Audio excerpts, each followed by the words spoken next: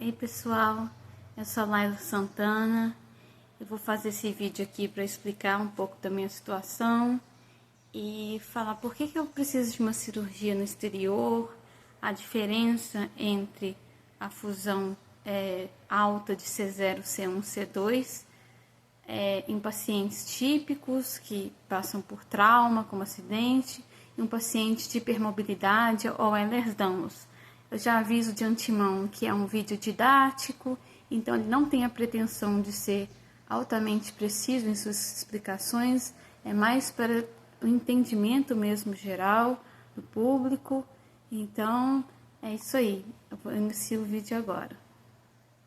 Pensem comigo em duas cirurgias. Uma delas é uma resposta a um trauma. Um acidente é como consertar algo em terreno firme. A outra é uma verdadeira batalha, num terreno que parece que vai desmoronar. Um problema quase invisível para a medicina tradicional. A jornada de uma paciente por esse segundo cenário acaba mostrando uma falha bem séria no nosso sistema de saúde. Uma área onde os mais vulneráveis correm o risco de ficar para trás. Para a gente entender essa questão a fundo, nosso roteiro vai ser este. Vamos começar com a ciência por trás do problema, depois mergulhar no impacto humano disso tudo e, por fim, analisar a falha sistêmica que essa história toda revela. Então, vamos lá. Para começar, a gente precisa entender a diferença fundamental entre dois mundos cirúrgicos que, à primeira vista, até parecem próximos, mas que, na verdade, as diferenças revelam uma verdade bem incômoda sobre o nosso sistema de saúde. E a resposta, olha, ela vai muito além da técnica do cirurgião, sabe? Ela aponta para um problema do sistema, uma zona cinzenta na medicina onde pacientes em situação vulnerável podem simplesmente ser deixados de lado. Para entender a dimensão desse desafio, a gente precisa olhar bem de perto, quase com uma lupa, para a anatomia do problema, a chamada junção crânio-cervical. Pensem na JCC como uma obra de arte da engenharia do nosso corpo. Ela tem que ser flexível o bastante para a gente mover a cabeça para lá e para cá, mas ao mesmo tempo precisa ser incrivelmente forte para proteger o tronco cerebral e a medula espinhal. Qualquer instabilidade ali é uma ameaça direta às nossas funções mais vitais. E essa analogia é perfeita porque ela simplifica tudo e ajuda a gente a visualizar a diferença brutal que um cirurgião encara em cada um desses cenários. Num caso de trauma, um acidente, por exemplo, os ossos são como tijolos. Mesmo que estejam quebrados, eles dão uma base sólida para o cirurgião trabalhar. Agora, na instabilidade crônica, o problema vem de dentro. Os tecidos que deveriam dar sustentação, eles falham. E aí, para o cirurgião, a imagem é essa mesma. É como tentar fixar parafusos em gelatina. Simplesmente não tem onde se segurar. E o que deixa tudo ainda mais complexo é que essa condição de gelatina muitas vezes nem aparece nos exames comuns. Ué, por quê? Porque eles são feitos com a pessoa parada. A estabilidade de verdade só se revela com o movimento, o que transforma o diagnóstico numa jornada de investigação incrivelmente difícil. Mas esse desafio todo não é só um conceito médico abstrato, não. Ele tem um rosto, tem uma história. Tá na hora da gente sair da teoria e ir para a realidade de quem vive isso na pele.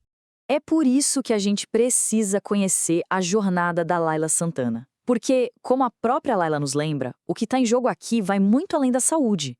É sobre autonomia, sobre a capacidade de viver sem um medo constante. A urgência do caso da Laila fica escancarada com este número. Uma tomografia especial, feita em movimento, revelou um deslocamento de 9 milímetros entre as vértebras. Para a gente ter uma ideia do que isso significa, qualquer valor acima de 3,5 milímetros já é considerado grave. A cirurgia, portanto, não era uma escolha. Era uma necessidade para impedir um dano neurológico que só avançava. A história da Laila, por mais pessoal que seja, não é um caso isolado, muito pelo contrário. A jornada dela acaba jogando uma luz bem forte sobre uma falha muito maior, uma falha sistêmica. E essa dificuldade é confirmada pela ciência. Uma publicação científica aponta que o próprio sistema médico ainda tem dificuldade para diagnosticar e medir a instabilidade nesses pacientes. Basicamente, os critérios que já existem para casos de trauma simplesmente não funcionam direito na realidade de um corpo hipermóvel. E quando falta um tratamento que seja acessível e seguro, as consequências para a vida da pessoa são devastadoras. A gente está falando da perda da capacidade de trabalhar, do isolamento social que vai aumentando e de viver sob a ameaça constante de um dano neurológico. Essa é a realidade diária para muitos. Então, o ponto crucial é este. O problema não é que a cirurgia seja impossível de ser feita. A questão é a falta, aqui no Brasil, de uma infraestrutura adequada. Falta conhecimento mais difundido, tecnologias como exames de imagem dinâmicos mais acessíveis e, principalmente, protocolos de segurança bem definidos para esses casos. Sem isso, a busca por tratamento vira uma jornada solitária e muito, muito cara. Tudo isso nos leva, então, a uma reflexão final, né? A medicina evolui, a tecnologia avança, mas como é que a gente garante que nossos sistemas de saúde acompanhem esse ritmo, para que os mais frágeis não fiquem para trás? Proteger pessoas vulneráveis como a Laila, especialmente aquelas com condições raras e complexas, não é só um desafio técnico para os médicos, é no fundo uma questão de responsabilidade social de todos nós. E a pergunta que fica no ar, para todos nós refletirmos, é exatamente esta.